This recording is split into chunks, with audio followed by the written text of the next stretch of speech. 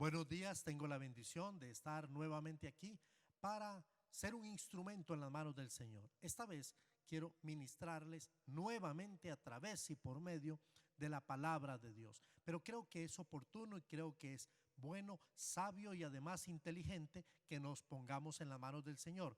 ¿Qué le parece si me acompaña y tenemos una palabra de oración donde pedimos que el Señor nos meta a todos en la misma sintonía y que no hayan distractores y podamos ser edificados con el mensaje que creo que es para usted en esta mañana?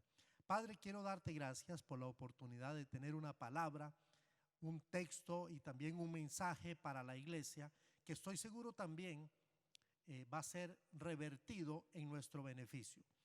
Quiero solicitarte con todo respeto que puedas bendecir a tu pueblo y a aquel pueblo que está hoy entendiendo que este es tu día, que se deje también ministrar por la palabra. Esta es su iglesia.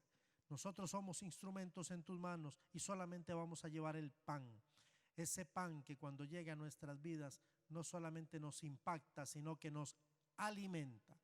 Yo quiero rogarte que hoy puedas confrontar a tu iglesia nuevamente con el poderoso mensaje del Evangelio, predicado y expuesto con seriedad.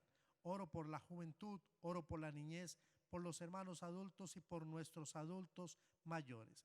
Bendecimos a los líderes y rogamos que el pueblo de Dios esta mañana sea alimentado por el poder del Espíritu Santo. Dios, gracias. Yo sé que tú lo haces. Yo lo declaro y lo creo. Así que vamos a hacerlo sin interrupciones, vamos a hacerlo con la concentración y sabiendo que tú eres nuestro guía en todo momento. Oro en el poder del Espíritu Santo y en el nombre de Cristo Jesús. Amén y amén. Esta mañana, como le dije, tengo ese gozo, esa bendición de estar en este lugar para ministrarle a usted. El título para esta mañana es ¿qué es la vida espiritual? Sobre eso queremos disertar, tratando de que sea la Biblia la que nos pueda responder a esta pregunta: ¿qué es la vida espiritual? Para eso me he permitido tomar una base bíblica. Me gusta mucho saber que sea la Biblia la que hable y usted al final pueda decir: Dios me habló, y Dios me habló por medio de el instrumento suyo, pero mejor, Dios me habló a través y por medio de la palabra, su palabra. Así que el texto que hemos seleccionado es Colosenses capítulo 3, versículos del 5 al 17, y en su momento los vamos a leer. Recuerda el título: ¿qué es la vida espiritual? Yo quiero iniciar en esta ocasión diciendo lo que he escuchado, lo que creo, si me permite, lo que veo en muchos de nosotros, y no vamos a excluirnos, vamos a ser consecuentes. Muchos de nosotros espiritualizamos la vida. A veces hablamos de cosas y tratamos de caminar en una dimensión que es real, pero queremos que todo sea espiritual. Y hablamos así muy bonito y dependiendo del contexto, si estamos, digamos, ese día hicimos devocional y oramos y estamos felices y estamos contentos y estamos en paz con los demás, entonces, hermano, Dios le bendiga, amén, gloria, amén, amén, hermanito, amén. Espiritualizamos todo y a veces es tanto lo que lo espiritualizamos que cometemos errores. La gente nos saluda y nos pregunta: ¿cómo estás? Amén, amén. No, ¿cómo estás? No, si así sea. No, ¿cómo estás? Es la pregunta. ¿Bien o mal? ¿Triste? ¿Animado? ¿Desanimado? Y muchas veces caemos en este ciclo de espiritualización de las cosas y de la vida. Ok, si muchos de nosotros estamos viviendo o estamos espiritualizando la vida, deberíamos detenernos y entender que lo que el Señor realmente quiere es que nosotros vivamos la vida de forma espiritual, que no es lo mismo. No es lo mismo espiritualizar que vivir la vida de forma real, pero en una manera espiritual y como Dios manda. Para esto, una de las recomendaciones que nos hace Pablo en toda su teología, en su forma de concebir a Dios, él dice que nosotros debemos identificarnos con Cristo. Si nosotros queremos vivir la vida de forma espiritual, entonces tenemos que identificarnos con Jesús. ¿Y cómo lo hacemos? Lo hacemos a través de su muerte. Yo necesito identificarme con su muerte, con la crucifixión y también con la resurrección. Son tres palabras en las que el apóstol Pablo nos anima a través de sus cartas para que nosotros podamos hacer esa verdadera identificación con su muerte, con su cruz y con la resurrección. Romanos capítulo 6 nos da un vasto material para entender lo que estoy diciendo. Y uno de los textos clásicos que usaré mientras viva es Gálatas 2:20. Con Cristo estoy juntamente crucificado, y ya no vivo yo, mas vive Cristo en mí. Y lo que ahora vivo en la carne, lo vivo en la fe del Hijo de Dios, el cual me amó y se entregó a sí mismo por mí. Identificación significa entonces que nuestra vida pasada ahora ha sido reemplazada por la vida de Cristo. Si yo estaba aquí, viviendo aquí, ahora Cristo viene a vivir en mí y ya no vivo yo. Yo he sido reemplazado, sustituido. Esto es sumamente profundo, es sumamente serio. Esto la iglesia debe de prestarle atención, porque este enfoque se centra en la manifestación de que la vida de Cristo es nuestra vida ahora. ¿Escuchó? La vida de Cristo es mi vida ahora. Cuando lo logramos entender, entonces estamos mucho más cerca de vivir esta vida espiritual. Cuando lo logramos entender. Y para entenderlo, nosotros necesitamos tiempo, necesitamos proceso. No todos lo entendemos ni en el mismo lugar, ni en el mismo momento, ni en la misma hora, ni siquiera en la misma época de nuestra vida. En algunos casos es un proceso que dura más o dura menos, pero en síntesis es un proceso. Yo quisiera compartir algunas de las cosas que creo o creemos que no es la vida espiritual. Si usted quiere realmente entender algo, entonces primero contrástelo. Si usted quiere saber lo que es bueno, entonces primero trate de entender lo que es malo.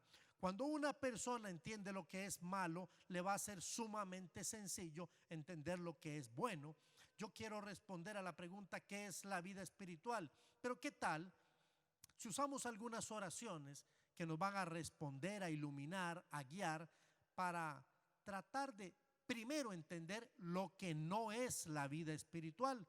Que algunos han creído que sí es, pero no lo es.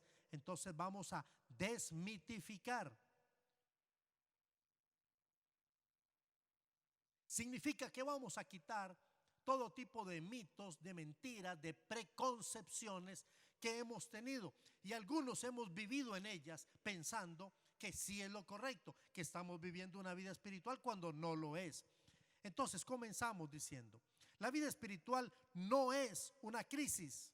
Algunos piensan que vivir la vida espiritual es una constante crisis. No es una crisis, es un proceso continuo. La vida espiritual no está basada en conocimiento. Algunos piensan que entre más conozco y más leo y más información meto en mi cabeza, más espiritual soy. No, la vida espiritual no está basada en conocimiento, pero sí está basada en obediencia al poco o mucho conocimiento que podamos tener. En tercer lugar, diré que la vida espiritual no es externa, sino más bien es interna.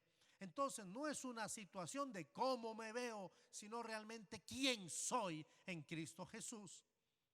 La vida espiritual no es automática, como apretar un botón y caminar en automático la espiritualidad. Vieran que no, amada iglesia, no. La vida cristiana no es automática, sino que se cultiva día a día, momento a momento. La vida espiritual no es, en quinto lugar, no es producto de la energía humana. ¡Oh, qué fuerte soy! Es que yo sí tengo voluntad. Yo puedo hacerlo porque yo soy mejor o mejor que fulano o mejor que sutana. Vieran que no, la vida espiritual no es el producto de la energía humana, sino del poder de Dios. Allí consiste la espiritualidad en la vida. No es un sueño. A mí me gustaría ser, yo quisiera, yo veo. No, la vida espiritual no es un sueño. La vida espiritual es una disciplina y se vive con disciplina cada momento de la vida. La vida espiritual no es una experiencia inusual, algo que sucede esporádicamente. No, la vida espiritual es una experiencia normal porque es la norma establecida en la palabra de Dios. La vida espiritual no es una lista de normas o legalismos, sino una relación vital con el Señor Jesucristo. No debe de soportarse. Algunos piensan que la vida espiritual es algo que yo tengo que soportar. No, la vida espiritual debe de disfrutarse cada día, todos los días que el Señor nos da. La vida espiritual no es teórica. Es fácil manejar la teoría. Ustedes y yo sabemos de qué estamos hablando. La teoría es una capacidad que muchos de nosotros podemos manejar, pero la vida espiritual no es una teoría, sino es intensamente práctica para vivirla cada momento de nuestra vida. Después de oír lo que no es la vida espiritual, lo que no es la vida espiritual y lo que no es, entonces permítanme comunicar una definición interesante de lo que considero que sí es la vida espiritual. Y ya vamos entrando en materia. Ya usted sabe lo que no es la vida espiritual. Pero ahora que quiero que vea esta definición, la analice conmigo y luego se haga preguntas, por lo menos reflexivas. Yo estoy colocando aquí esta definición y la voy a leer textualmente como la creo. La vida espiritual es, escuche, la vida de Cristo reproducida en cada creyente por el poder del Espíritu Santo en una respuesta a la obediencia de la palabra de Dios. Cristo en mí, por el poder del Espíritu Santo, gracias a la obediencia de la palabra de Dios. Los animo a que vayamos al texto, Colosenses capítulo 3, versículo del 5 al 7. Quiero que me acompañe, Colosenses capítulo 3. Vamos a leerla en la versión, estoy tentado a cambiar de versión, pero vamos a leerla en Reina Valera del 60. Dice así la palabra del Señor: haced morir pues lo terrenal en vosotros, fornicación, impureza, pasiones desordenadas, malos deseos y avaricias, que es idolatría, cosas por las cuales la ira de Dios viene sobre los hijos de desobediencia, en las cuales vosotros también anduvisteis en otro tiempo cuando vivíais en ellas. Pero ahora dejad también vosotros todas estas cosas: ira, enojo, malicia, blasfemia, palabras deshonestas de vuestra boca. No mintáis los unos a los otros, habiéndoos despojado del viejo hombre con sus hechos y revestidos del nuevo, el cual conforme a la imagen del que lo creó se va renovando hasta el conocimiento pleno, donde no hay griego ni judío, circuncisión ni incircuncisión, bárbaro ni escita, siervo ni libre, sino que Cristo es todo en todos.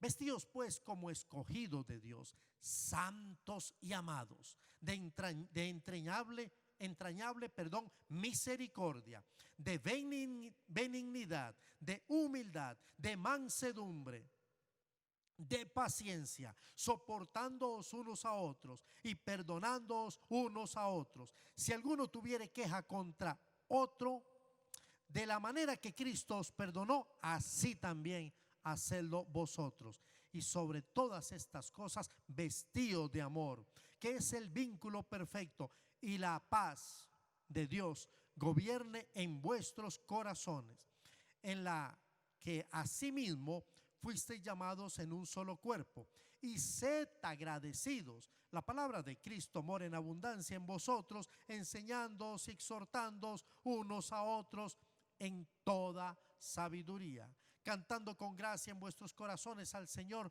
con salmos e himnos y cánticos espirituales. Y todo lo que hacéis, sea de palabra o de hecho, hacedlo todo en el nombre del Señor Jesús, dando gracias a Dios Padre por medio de Él. Qué hermoso texto, lleno de exhortaciones. Yo quiero que usted ahora analice conmigo lo que el apóstol Pablo nos está diciendo aquí. Ya lo leímos, vamos ahora a hacer un análisis de este hermoso texto. En primer lugar, el apóstol Pablo nos manda a que hagamos morir el viejo hombre. Si yo puedo entender lo que Pablo está diciendo, entonces yo voy a entender que si hay un viejo hombre, también hay un nuevo hombre. Y si Pablo me dice a mí, haced morir lo terrenal, porque está queriendo señalar en lo terrenal al viejo hombre, significa que hay también un nuevo hombre. Esto me permite concluir que si hay viejo, hay nuevo. ¿Y cómo hacemos que muera este viejo hombre? Que es el tema inicial de Pablo, es el imperativo: haced morir al viejo hombre. Dice literalmente: haced morir pues lo terrenal en vosotros. Y lo que Pablo está queriendo decir es que lo terrenal se encuentra contenido en esa estructura que se llama viejo hombre. ¿Cómo podemos hacer morir a este viejo hombre? Bueno, inmediatamente Pablo nos va a dar dos respuestas, o por lo menos una respuesta en dos partes. La primera nos dice: hagan morir lo terrenal, versículo 5. En el contexto en el que Pablo escribe, las personas de su comunidad, sus destinatarios, los colosenses y las personas que viven en el primer siglo, están sumamente familiarizados con la cruz.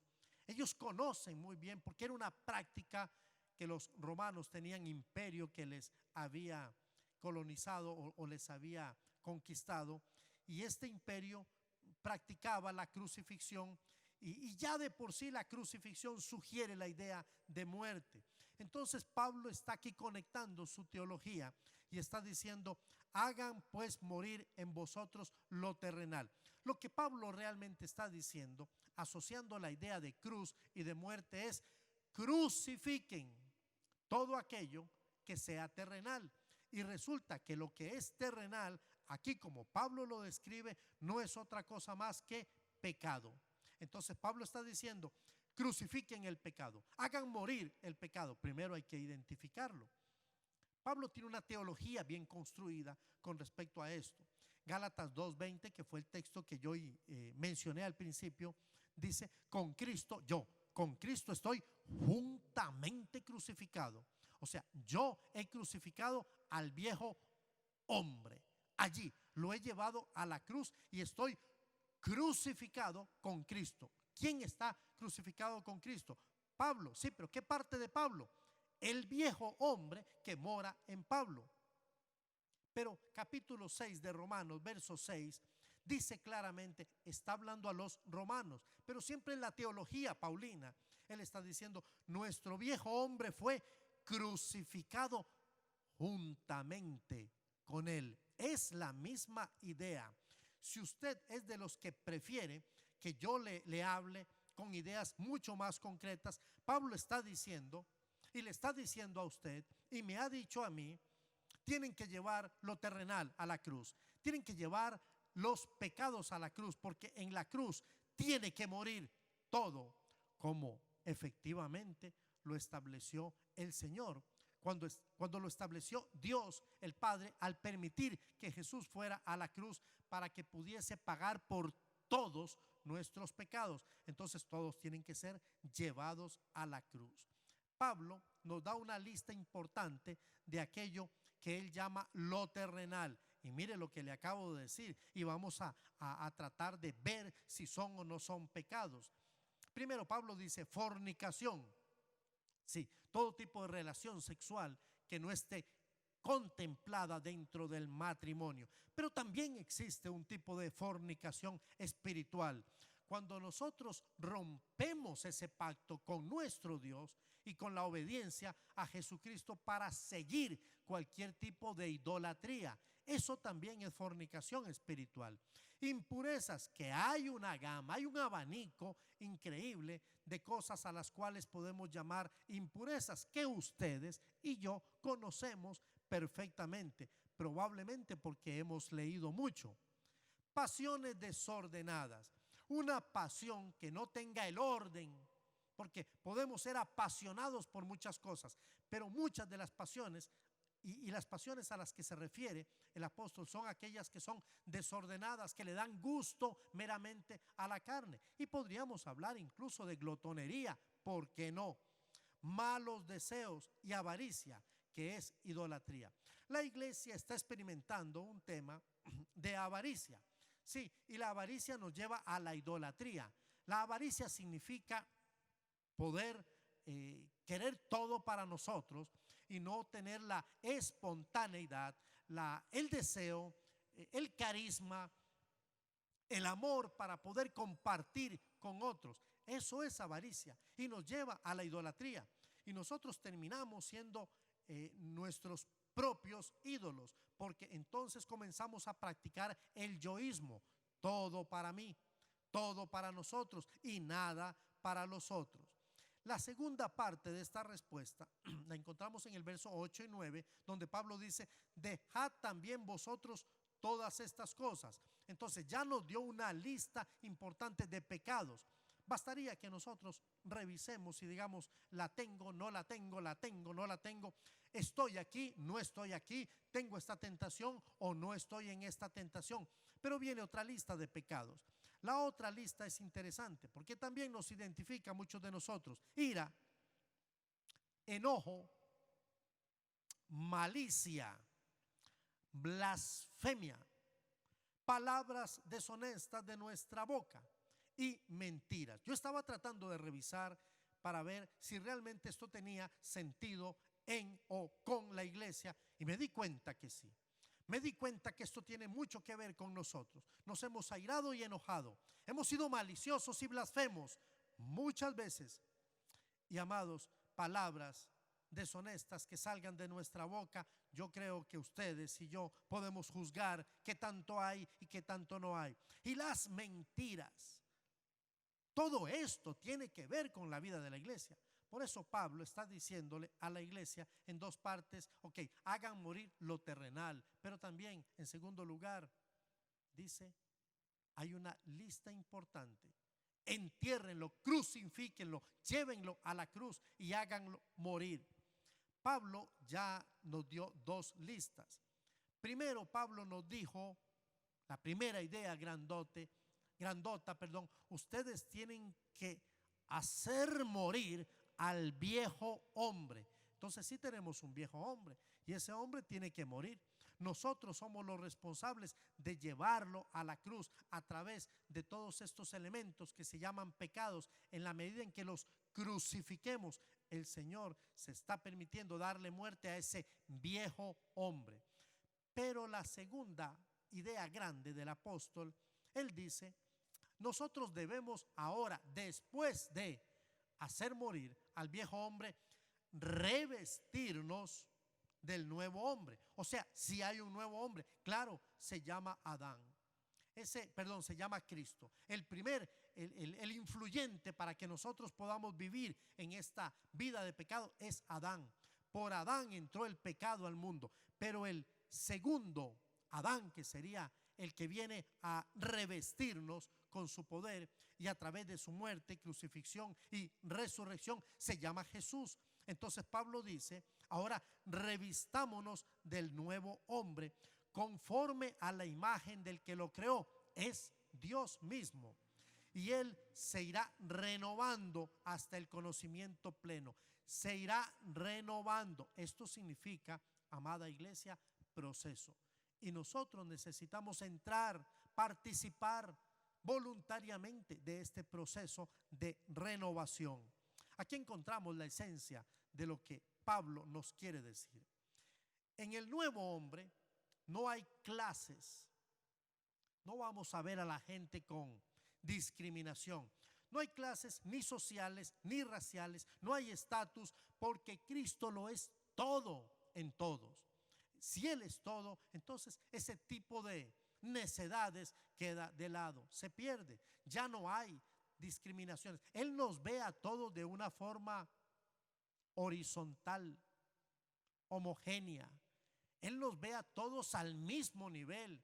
Me gusta esto. Nuestro nuevo traje debe demostrar que somos escogidos. Cuando usted se viste bien, muchas veces no solo se viste, sino que ahora se siente bien. Cuando nos ponemos ahora el traje de Cristo y somos revestidos, debemos proyectar lo que ahora hay en nosotros. Si el nuevo hombre es Cristo, entonces yo tengo que ver a la gente como la ve Cristo. Tengo que actuar con la gente como actuaría Cristo. Tengo que hablar como habla Cristo. Tengo que pensar como piensa Cristo. Con características como las que el apóstol Pablo ha señalado aquí. Santos y amados. Ya yo no voy a andarme mezclando con todos y cualquiera. No, yo soy separado, soy santificado, soy purificado, pero también soy amado por Dios mismo. ¿Recuerda? Misericordiosos. Él quiere que nosotros ahora tengamos esa característica que a Él le caracteriza. Misericordia con los demás. Poder ver la miseria de los demás y actuar con bondad. Cosa que no es fácil. Benignos, humildes y también mansos. Pero dice la Biblia, pacientes, soportándoos unos a otros, perdonándoos unos a otros y amándonos. ¿Cuál de estas palabras le gustaría a usted que yo explote? Si todas ellas tienen que ver con nosotros de una u otra manera, nos están afectando porque nos hemos olvidado de que Él ha venido para revestirnos y para que nosotros vivamos realmente en ese nuevo hombre con las demás personas, amándoles como Él nos amó, siendo pacientes, soportándonos, perdonándonos, siendo santos, misericordiosos, benignos. ¿Qué es lo que Pablo nos está diciendo en palabras más sencillas? Yo quiero dar algunas ideas de lo que interpreto que Pablo nos dice en palabras muy sencillas en cuanto a lo que es la vida espiritual. Recuerden, no es espiritualizar la vida, es vivir la vida de forma espiritual. Y si me permite resumir, lo que tengo que hacer ya en este momento es decidir que muchas de esas cosas que pertenecen a la carne, lo terrenal, tengo que llevarlo a la cruz.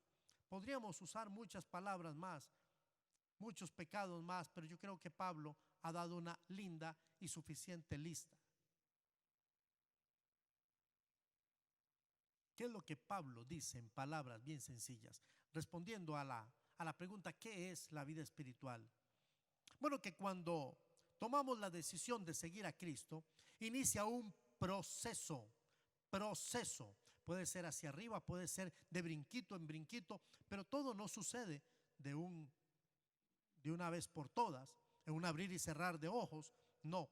Pero ese proceso no debe usted dejar que se interrumpa por todas estas palabras que el apóstol ha mencionado: ira, enojo, maledicencia, malicia, blasfemia. No podemos dejar que el proceso se interrumpa.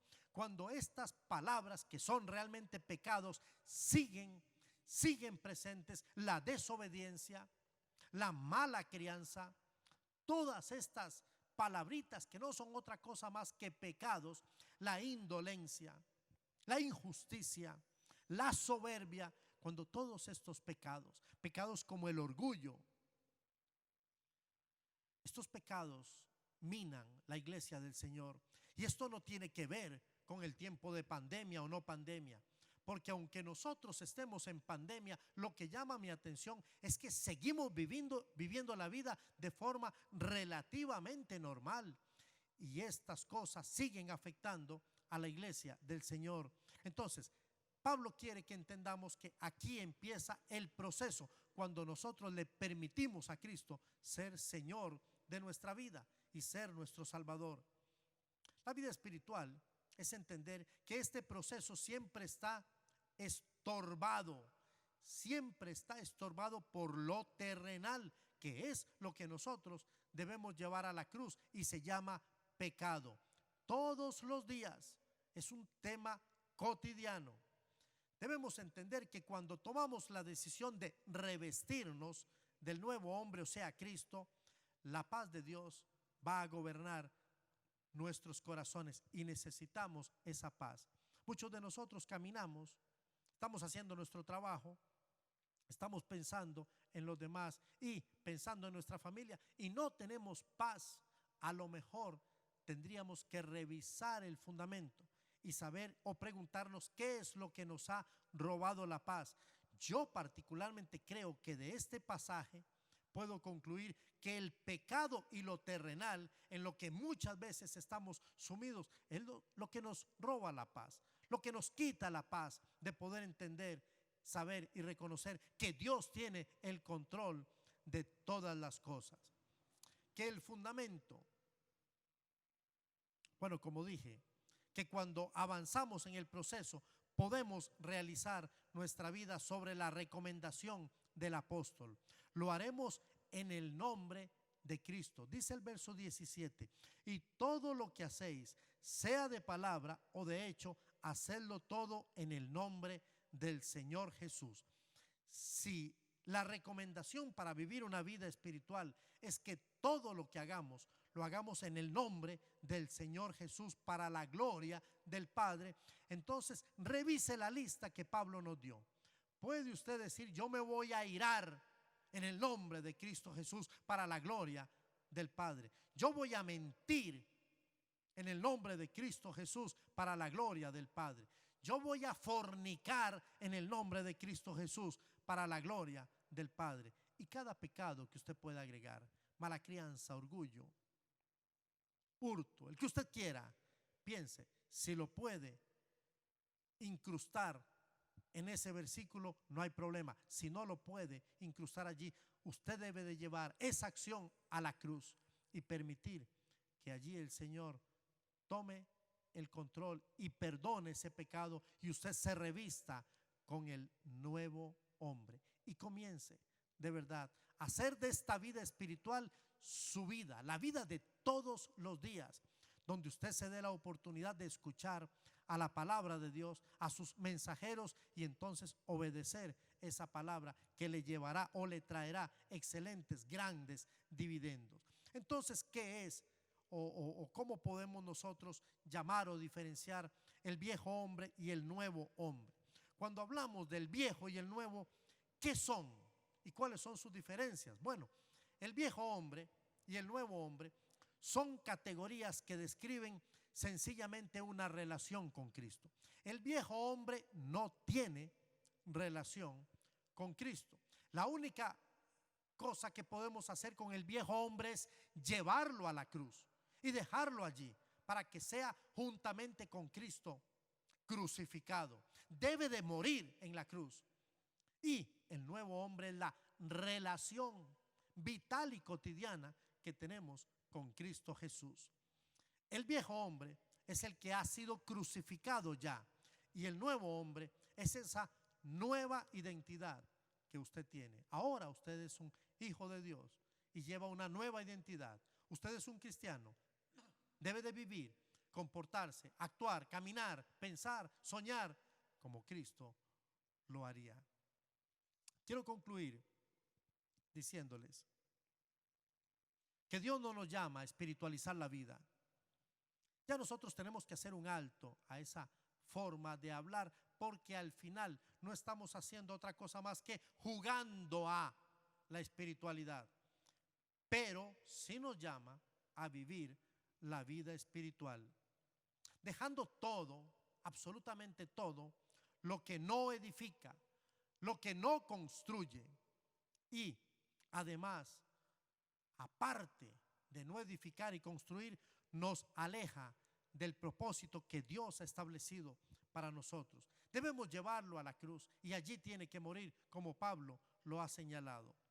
Tener un concepto claro de lo que Dios demanda es una posibilidad que se logra solamente y a través de la lectura y el conocimiento de la palabra de Dios. Por eso la Biblia dice: la palabra de Cristo mora en abundancia en vosotros, satúrense de la palabra, lean la palabra, mediten en la palabra y sobre todo obedezcan la palabra.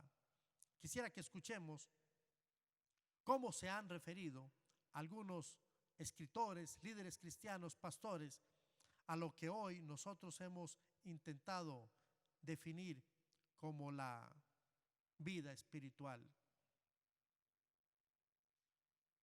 Hudson Taylor llamó a la vida espiritual la vida cambiada. Qué lindo es cuando uno puede entender que la vida espiritual es una vida que Dios nos ha dado, una vida completamente nueva, cambiada. El pastor y misionero Andrew Murray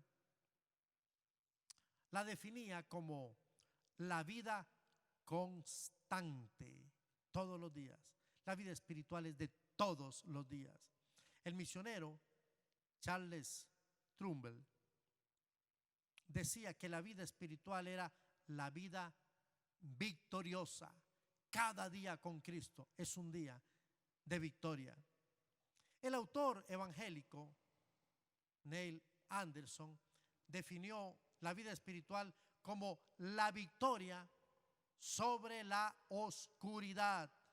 Pensamiento de Pedro: para que anunciéis las virtudes de aquel que os llamó de las tinieblas a la luz admirable. ¿Y sabe cómo la llamó el autor evangélico?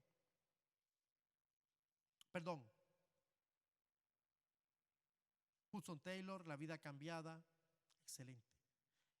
Y el pastor Jorge Amaya la llama la mejor experiencia.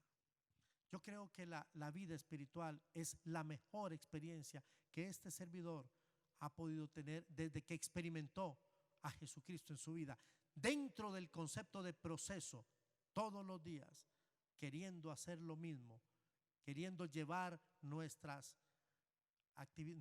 pecados, lo terrenal, al pie de la cruz, para que muera y entonces Cristo pueda vivir en nosotros.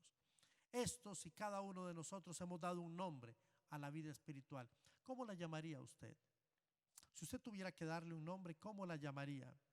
Yo quiero decirle que esta frase me gustó y con esto quiero concluir desafiándole a usted para que usted decida hoy hacer morir lo terrenal. No importa cómo se llame, si es pecado, hay que llevarlo a la cruz. Y hay que llevarlo hoy mismo, ahora mismo.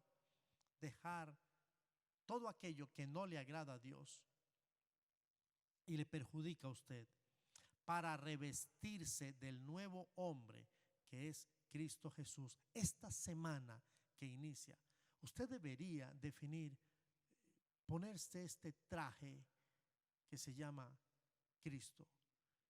Y con Cristo usted decir, como dijo Pablo: estoy juntamente crucificado, ya no vivo yo, vive Cristo en mí. Cristo tiene que comenzar a vivir en usted. Y si ha estado viviendo, entonces diga usted: Cristo viviendo en mí, controlándolo todo. Porque aquello que no estaba bien, yo he decidido llevarlo a la cruz. Esta semana ha sido una semana para orar y para pedirle al Señor que Él quite muchos de los pecados de su iglesia. Hemos pedido que Él pueda revelar pecados que su iglesia comete. Y hemos pedido: tráelo, Señor, a la luz, pero no para que ridiculices al pecador, sino para que cada uno de nosotros pueda ser consciente de sus pecados y de esa forma decir: Padre, yo quiero traerlos aquí a la cruz.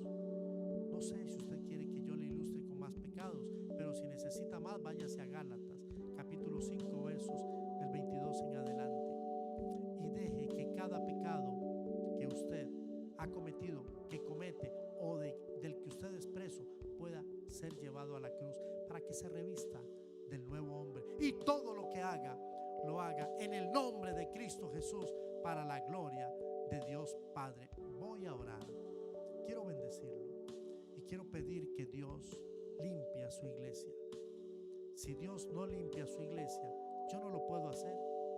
Pero si Dios limpia su iglesia porque usted decide vivir una vida espiritual y no espiritualizar la vida, Él va a hacer cosas grandes en medio de esta congregación y con esta congregación, en tiempos de pandemia y en tiempos de no pandemia. Vamos a orar y vamos a decirle al Señor: Señor, yo te entrego mis pecados.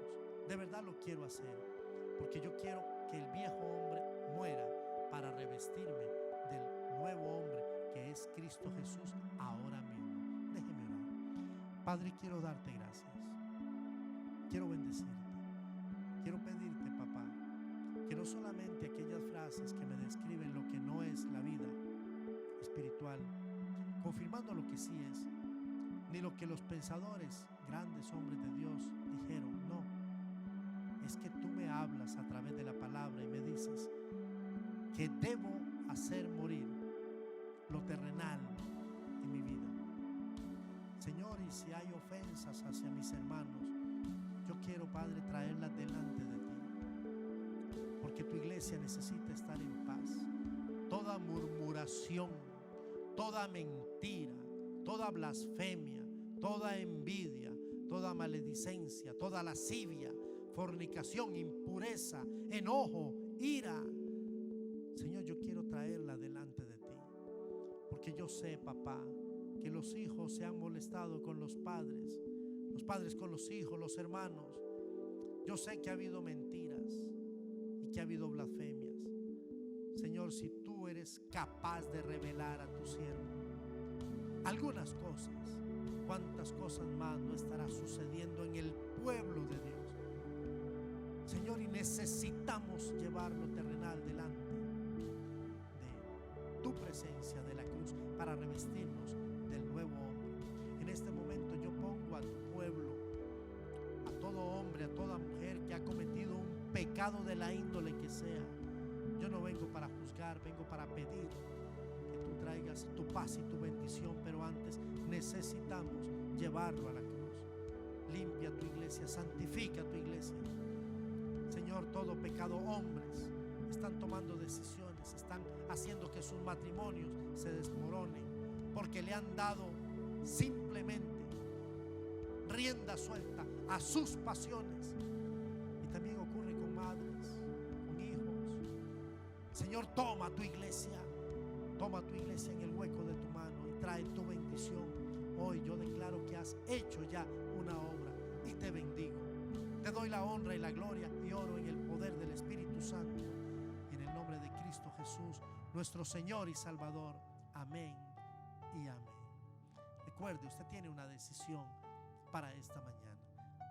Haga morir lo terrenal y deje, por favor, todo aquello que usted sabe que no trae sino condenación y la ira de Dios. Decida vivir en la paz de nuestro Dios. Haga morir lo terrenal y permita que Cristo sea el que venga a revestir su vida.